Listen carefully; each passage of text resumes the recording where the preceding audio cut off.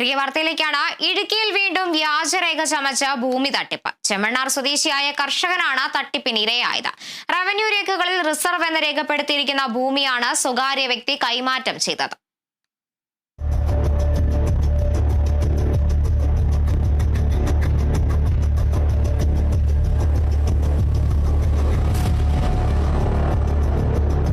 കഴിഞ്ഞ വർഷമാണ് ചെമ്മണ്ണാർ നെല്ലുംകുഴിയിൽ ടോമി എലക്സ് ശാന്തമ്പാറ പേത്തൊട്ടിയിൽ 20 ഏക്കർ ഭൂമി വാങ്ങിയത്.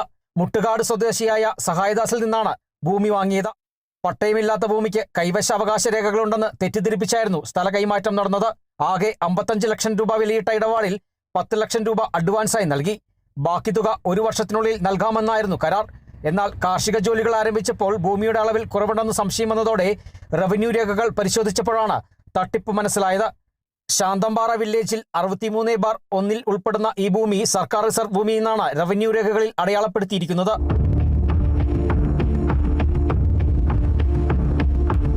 എന്നാൽ ഭൂമി കൈവശ ഭൂമിയെന്ന് വ്യാജരേഖകൾ ഉണ്ടാക്കിയാണ് വിൽപ്പന നടത്തിയത്.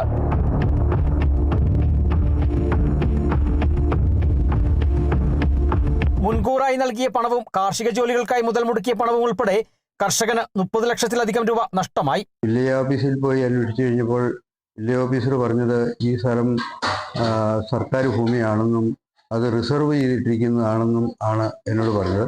അതിനുള്ള രേഖകൾ ഞാൻ ചോദിച്ചപ്പോൾ അതും തന്നു. അപ്പോൾ അയാൾ എന്നെ പറ്റിച്ചതാണെന്ന് എനിക്ക് മനസ്സിലായി. അതുകൊണ്ട് പിന്നീട് ബാക്കി കാശ് ഞാൻ കൊടുത്തില്ല.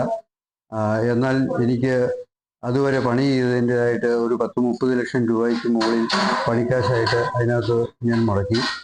സംഭവം സംബന്ധിച്ച് റവന്യൂ വകുപ്പിന് കർഷകൻ പരാതി നൽകിയിട്ടും ഭൂമി ഇതുവരെ തിരികെ പിടിക്കാൻ നടപടി സ്വീകരിച്ചിട്ടില്ല. ഈ ഭൂമി തിരിച്ചെടുക്കുന്നതിന് സർക്കാരോ മറ്റാരോ ഒരു നടപടിയും ഇതുവരെ സ്വീകരിച്ചിട്ടില്ല. സർക്കാരിന് ഞാൻ വിവരം അറിയിച്ചു. അപ്പം അവരാരും ഒരു നടപടിയും ഇതുവരെ സ്വീകരിച്ചിട്ടില്ല. Kerala vision news, Idukki.